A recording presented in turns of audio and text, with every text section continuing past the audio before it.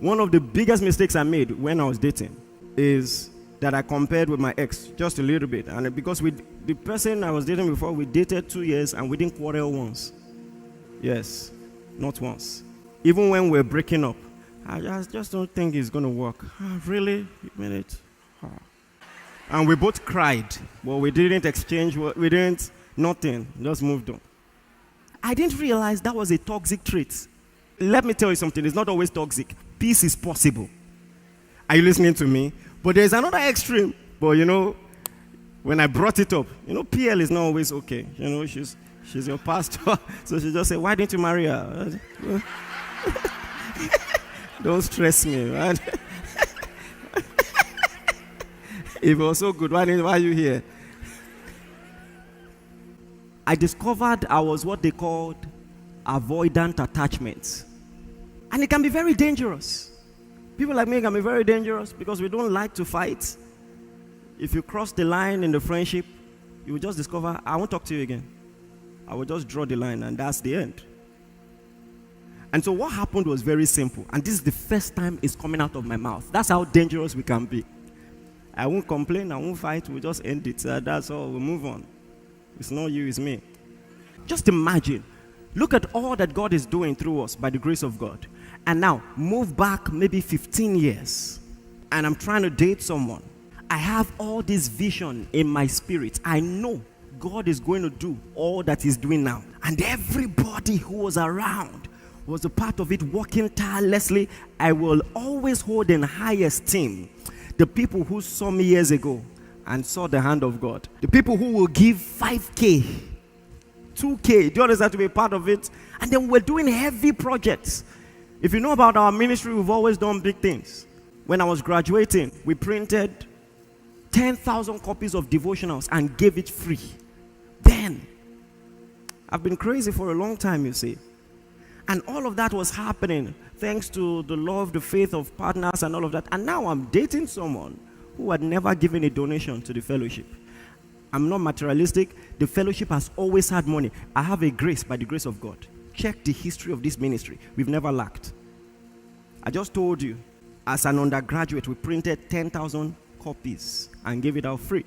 So we always had money. But I just quietly wondered, like, what is going on?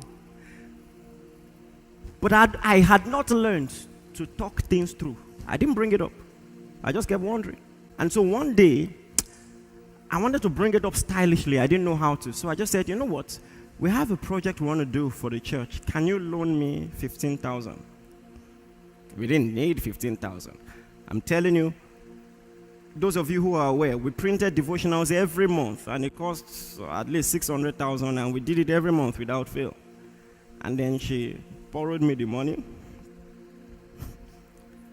and then, I just kept it or something.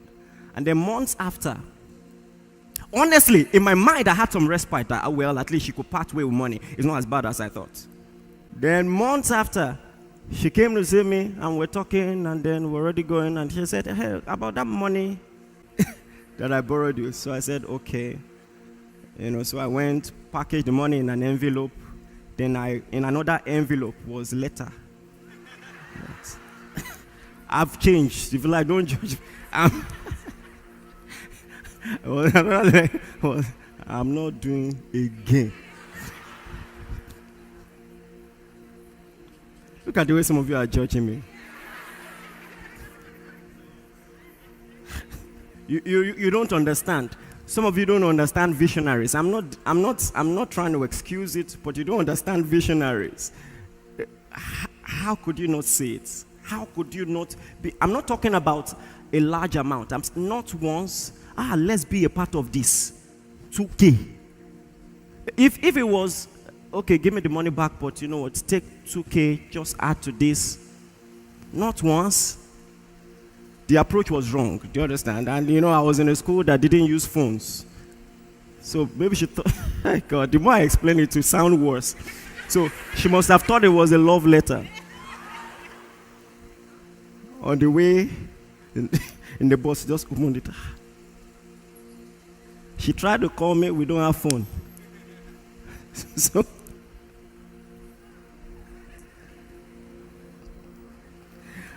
The reason I'm telling you this, listen. Now, imagine bringing that attitude into a marriage. You get what I'm saying? You don't want to talk things through. I told you last week, there's a reason women nag. You can be so poor at communication that they want any reaction, bad or good. Just react. Just show that you are alive in this relationship. I'll take anything. If it's anger, even if it's anger. Let me tell you something. To many ladies, anger is reassuring.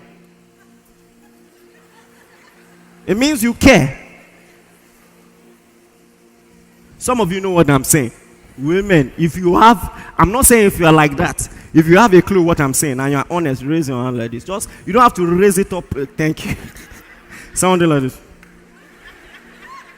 I'll take it. Anger is reassuring.